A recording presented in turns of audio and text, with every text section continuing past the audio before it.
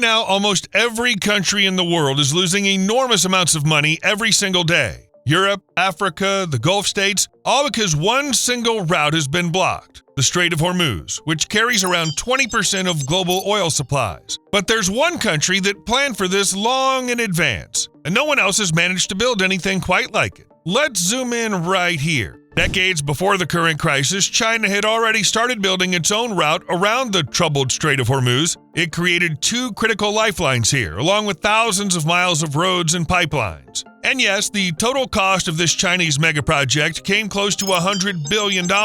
But China didn't stop there. It poured even more money into building dozens of underground storage facilities, designed to help the country withstand almost any crisis for up to 140 days, while most others can manage only around 90. So what exactly did China build, and how did it pull it off? Let's find out.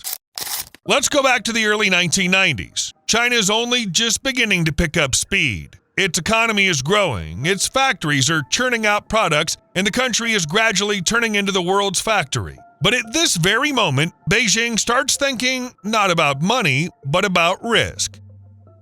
In 1991, the Gulf War begins. In a matter of weeks, the United States and its allies build a military operation on the other side of the planet and effectively take control of a key oil-producing region. To Chinese strategists, this looks dangerous. If the United States can deploy its fleet so quickly and control maritime routes, then if it chooses to, it can cut off oil supplies to any country that depends on them, including China. At the time, this is not yet a critical threat, but more of an early warning sign. Still, people kept that in mind. A little more than 10 years pass, and that warning sign turns into a full-scale alarm. In 2003, the United States acts again in a region directly tied to global oil, Iraq. This time, it's not just a military operation, it's regime change in a supplier country. For China, this looks even more serious. That means it's not just the supply routes that are vulnerable, the oil sources themselves are at risk too. If major suppliers can be destabilized or brought under external pressure, the entire supply chain becomes exposed. With this in mind, Beijing finally defines the problem clearly. That same year, China's leader, Hu Jintao, introduces a term that'll be quoted for decades, the Malacca dilemma. The idea is very simple. China is heavily dependent on narrow maritime straits. Let's look at the map. Take the Strait of Malacca, for example. It's a narrow strip of water between Indonesia and Malaysia, about 500 miles long, and at its narrowest point, only about 1.7 miles wide. Essentially, it's one of the great choke points of world trade, with tens of thousands of ships passing through it every year, including ships heading to and from China. The catch is that this artery has one major drawback. It doesn't actually belong to China. Moreover, it's under constant naval oversight, primarily by the United States and its allies. That means that in the event of a serious conflict, this flow could be cut off quickly and without much effort. And Malacca isn't the only weak spot. There's another one you probably already know. Yes, the Strait of Hormuz, a place that's been under pressure for decades. Sometimes it's wars involving the United States, sometimes it's Iran threatening to close it. And do you know what the problem is? More than 80% of China's oil imports pass through these 2 straits. The key resource that China's always needed for its development depends on someone or something else, but not on China itself. This problem had to be solved because the risks were too high. So China came to a conclusion. Never again allow a situation where one narrow route can hold the entire country hostage. It needed to build a system in which these vulnerable points either don't exist or are duplicated and bypassed. And this is where the grand strategy begins, the strategy that would later receive the elegant name String of Pearls. China didn't try to find a single magic route that would solve every problem. It went much further. It started building a system, not one road, but an entire network of options where any given segment can be replaced by another. And the main weapon here is money, enormous amounts of money. Since the mid-2000s, China has sharply increased its overseas investments. State-owned banks began financing projects abroad, offering loans on terms that were hard to refuse. Fast, large-scale, and with few political strings attached. Just imagine, over this period, China has already invested more than $1.3 trillion. For developing countries, this looked like a chance to build infrastructure they previously simply couldn't afford. But with the money came dependence. These projects are almost always tied to long-term obligations, loans, contracts, and maintenance. As a result, China gained not just an economic presence, but a lasting influence. The second element is diplomacy. Beijing has carefully built relationships with dozens of countries along key maritime routes. No loud declarations, no overt pressure, just a clear goal: access to territory, loyalty from local elites, and predictable decision-making. These aren't alliances in the traditional military sense. They're more like a network of arrangements where every side benefits, but China gains slightly more control over the situation. And right now, all of this is starting to show its value. As the Strait of Hormuz becomes increasingly unstable, with no clear sense of when the situation might calm down, three major trump cards are coming into play that make it possible to bypass it. Let's look at the UAE.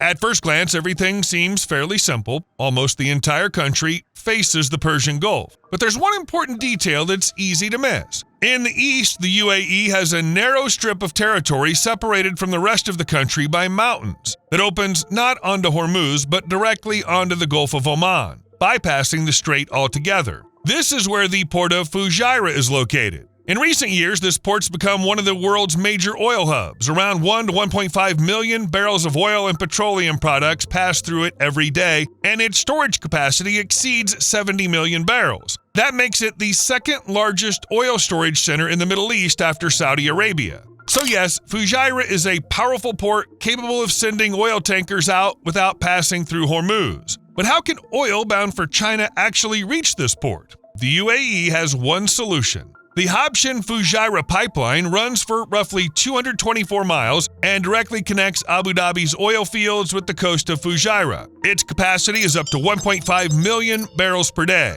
The numbers are impressive, but the more interesting question is this: where does China fit into all of this? Chinese state-owned corporations were the ones that took on the construction of this entire system, a kind of safety cable for the Emirates. The design and construction contract, worth around $3.3 billion, was carried out by Chinese companies. And it didn't stop there. China didn't just build the infrastructure, it quietly established a foothold in Fujairah. Through PetroChina, it became one of the notable players in the port's infrastructure, leasing capacity, storing oil, and handling supply operations. In practice, Fujairah gives China a convenient transit point outside the Persian Gulf, where the risks are significantly lower. On top of that, there's a 40-year agreement giving Chinese companies access to stable oil sources and other privileges. So oil headed for China can bypass Hormuz by moving through the pipeline to Fujairah. From there, it's loaded onto tankers. But where does it go next? This is where the second piece of the bypass strategy comes in. The tankers sail toward the coast of Pakistan. And that's where another Chinese megaproject is located. In 2013, a project with a rather long name appeared on the map: the China-Pakistan Economic Corridor. The cost was estimated at roughly $46 to $62 billion. At the heart of it all was Gwadar Port, and that raises an obvious question: why pour so much money into it in the first place? After all, for a long time, there was essentially nothing there. Gwadar had lived a quiet life for years. Fishing boats, dust, heat, and a few roads that looked more like rough directions than actual routes. The location was clearly strategic, right near the entrance to the Persian Gulf, but it was so isolated it almost seemed deliberately hidden. China looked at it and decided, let's rebuild it. First, the harbor was dredged on a serious scale. The draft was increased to 47 feet, and the port could suddenly receive ships that previously wouldn't have even tried to go there. There are plans to deepen it even further, to 59 to 65 feet. That's already the level needed for supertankers. Then the Chinese turned to the waterfront. They built several deep water berths stretching for almost half a mile. Now several large vessels can dock there at once, carrying containers, bulk cargo, and mixed freight. The breakwaters were also upgraded so that the water would remain calm even during the monsoon season. On top of that, the port received huge cranes, automated systems, and terminals where every container can be tracked almost like a parcel from an online store. Gwadar started to look like a 21st century port, not a set for a movie about old times. But this is where doubts appear. Isn't spending tens of billions of dollars on one port a bit excessive? The thing is, it was never just about the port. The real investment is in a corridor of around 1,800 miles running through Pakistan from south to north. 3 routes, an entire network of roads. The hardest section is the Karakoram Highway. mountains, altitudes above 14,700 feet, and constant risks. The Chinese basically rebuilt the whole route, bridges, tunnels, and miles of asphalt, where previously it was more a matter of, let's hope we make it. Down on the plains, it's a different story. High-speed motorways. Take the Secur-Multan motorway, for example. Almost 250 miles, 6 lanes, and a fast flow of cargo with fewer delays. And to make sure Gwadar itself doesn't get too choked by traffic, a separate highway was built to connect trucks directly to the national road network. Everything was designed to avoid bottlenecks. And finally, there's the railway, the ML1 project. It's massive, expensive, and worth around $6.8 billion for this stage alone. More than 1,120 miles of track are being upgraded so trains can move faster and carry more freight. Cargo basically begins to move like on a conveyor belt, from ship to train or truck, and then onward toward the Chinese border.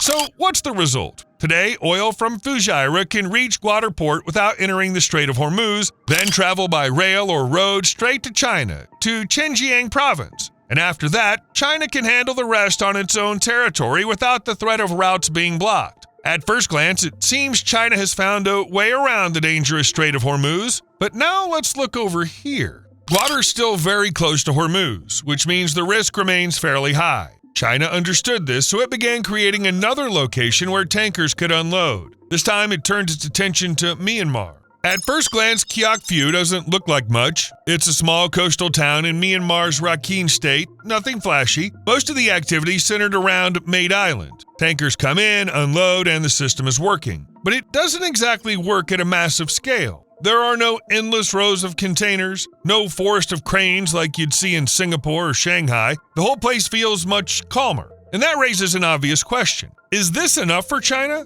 Of course not. Beijing needs something on a completely different scale, not just a dot on the map, but a full-fledged maritime hub capable of receiving some of the heaviest ships on the planet. And that's exactly what the roughly $10 billion project is meant to deliver. The Chinese consortium CITIC is overseeing the development of a port that's supposed to unfold in 4 stages and eventually reshape the entire area. The plan calls for 10 berths stretching for about 1.6 miles. Most importantly, the port is being designed to handle VLCC supertankers with a dead weight capacity of up to 300,000 tons. Ships of that size physically can't enter many ports in the region, but here they'll be able to. And to make sure this doesn't end up as a lonely port in the middle of nowhere, China's also building an economic zone nearby, covering almost 4,200 acres. Industrial sites, logistics facilities, infrastructure, and even reservoirs to support the port's needs. Basically, China is slowly creating a new city on what used to be a quiet stretch of coastline,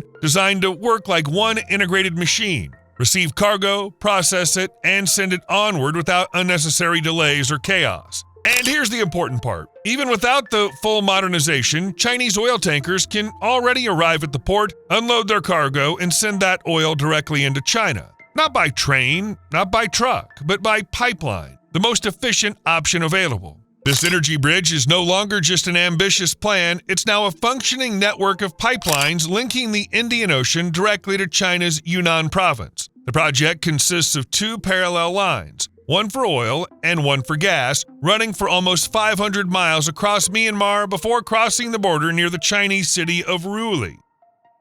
At the moment, the oil pipeline can move roughly 22 million tons of crude per year. That sounds like a lot, but for China, as usual, it's not enough. So the country started upgrading the system. They didn't build a brand new pipeline from scratch. That would take too long, cost too much, and frankly, there was no need. Instead, they decided to push the existing system harder. How? By adding pumping stations along the route. More stations mean higher pressure and faster flow. In theory, that could raise capacity to 30 to 35 million tons a year. Not a bad upgrade when you think about it. But China didn't stop there. At the same time, it's carrying out a digital overhaul of the entire line. The Chinese are introducing what's known as a digital twin. Why would a pipeline need that? To understand it, you have to look at where the pipeline actually runs. The route cuts through Myanmar's jungles and difficult terrain, through places that aren't always easy to reach. Some sections run through mountains, others pass through earthquake-prone areas. One serious accident and deliveries could be disrupted for weeks. That's why thousands of sensors have been installed along the route. Pressure, temperature, pipe condition, everything is monitored constantly. On top of that, the system can adjust the flow in real time, taking into account all the viscosity of the oil, weather conditions, and all kinds of small details people normally don't think about. In other words, China is trying to squeeze the maximum possible output from the same pipe. So the basic bypass around the Strait of Hormuz already exists, and in the future, it should become even more efficient. But there's one huge catch: Fujairah. It's simply too close to Hormuz. What China really needs is a route that lets it move oil without depending on conflicts around the strait at all. You think Beijing has planned for that? Of course it has. And quite a while ago, back in the early 2000s, the China-Kazakhstan pipeline, stretching about 1,384 miles from Adi Road to the border crossing at Alishanko. For China, it was essentially a breakthrough. Its first direct overland route for oil. At peak capacity, it can move around 20 million tons of oil per year. But the numbers aren't really the main point. What matters is that Beijing gained direct access to Kazakhstan's oil fields, including Kashagan and Tengiz. Without tankers, without long sea routes, and without the whole logistical gamble that comes with maritime shipping. The pipeline also turned out to be more than just a bilateral project. It became part of a much wider Eurasian network. China also began receiving Russian oil transiting through Kazakhstan. The result was a quiet but highly reliable system. While the rest of the world argues over control of strategic straits, the oil keeps moving overland, deep inside the continent. And honestly, cutting off a flow like that would be extremely difficult. But even that wasn't enough for Beijing. China built in another layer of protection. The key piece was the Eastern Siberia Pacific Ocean oil pipeline. It runs through the harsh regions of eastern Siberia and then splits into two branches. One continues toward the coast, while the other goes directly into China, crossing the border near Moha and then continuing to the refining hub in Daqing. Over time, this route was expanded and strengthened. After upgrades and the launch of a second branch, its capacity rose to roughly 30 million tons per year. And once you add the oil arriving by sea, the picture becomes even more significant. Now imagine this scenario. Fuel is flowing into China, but then supplies are suddenly cut off from every direction. China needs enormous amounts of oil, so what does it do? Beijing chose a clever solution. It started storing its oil underground. This isn't about some barrels buried underground. These are enormous voids carved or washed out deep below the surface, where pressure and temperature are on a completely different level. China uses two main approaches. The first is salt caverns. They take a thick salt formation, pump in water, and dissolve a massive hollow space inside it. The result is basically a natural capsule, almost as tall as a skyscraper. Salt behaves almost like a living material. It seals tiny cracks and keeps the oil from leaking out, and it really is reliable. The second option is rock storage. In this case, nothing's washed out. Instead, huge chambers are literally cut into granite. To stop the oil from seeping out, engineers create a pressurized water barrier around the chamber. The water basically squeezes the cavern from all sides and keeps the fuel trapped inside. Try breaking through one of those facilities. The main complexes stretch along the coast: Huangdao, Dalian, and Zhoushan. And you'd think that would be enough. But no, in 2025 and 2026 alone, China began building 11 more sites, adding another 169 million barrels of storage capacity. Okay, underground storage is almost perfectly protected. But is that enough? Of course not. So there's another layer on top: massive above-ground storage facilities. For example, the Zhoushan Archipelago and the Zhenhai area look like an entire industrial universe of their own. Hundreds of huge storage tanks with tankers unloading non-stop. The volumes concentrated there are so large that this single hub could keep an entire country going for quite a while. In the north, there's Tianjin, a kind of safety net for China's industrial regions. It also has a huge number of oil tanks and, of course, port infrastructure for unloading black gold. And then it gets even more interesting. China's now rolling out a strategy of energy bastions. One example is Dongqicao in Qingdao. They're not just adding more storage capacity there, they're building an entire smart hub. Oil intake, refining, and instant pipeline distribution. Everything's tied into one system where response time is measured almost in minutes. But the smartest move is that the government has forced oil refining companies to keep their own reserves. All major players are required to hold enough supply for at least 15 days of operation. As a result, a network of thousands of storage points is spreading across the country. Individually, they may be small, but together they add up to an enormous reserve. By early 2026, China had accumulated, according to various estimates, between 1.5 and 2 billion barrels of oil. That's roughly 140 days of self-sufficiency. For comparison, the international benchmark is about 90 days. That's a big difference, and China isn't slowing down. Beijing's next plans are focused on making this system smart. A national reserve management platform is being introduced to track fuel levels in real time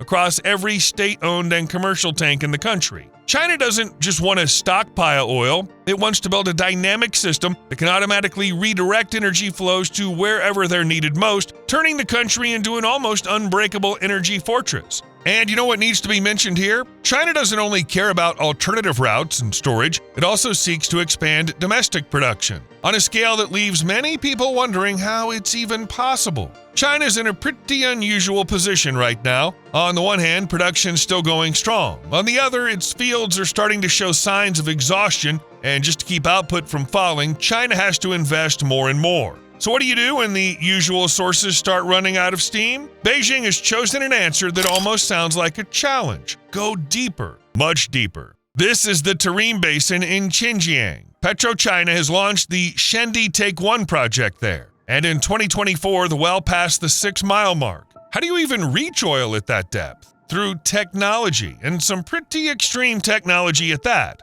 Take the drilling rigs, for example. In Tarim, they're using automated systems with a lifting capacity of more than 10,000 tons. Then there's drilling fluid. At depths of over 6 miles, temperatures rise above 428 degrees Fahrenheit. A normal fluid would simply break down under those conditions, but Chinese engineers developed their own chemical cocktail. It withstands the heat, cools the drill bit, and helps reinforce the walls of the well at the same time. It almost sounds like magic, but it works. And this isn't just about setting some record, not a look how deep we can drill kind of project. The goal here is to get the oil. By 2026, China's already preparing for the next milestone, or nearly 49,200 feet. At that depth, the conditions are on another level entirely, with temperatures potentially reaching 752 degrees Fahrenheit. That means new materials, new rigs, and new engineering solutions. Is any of that justified? How much oil can you really extract from such depths? The answer is a lot.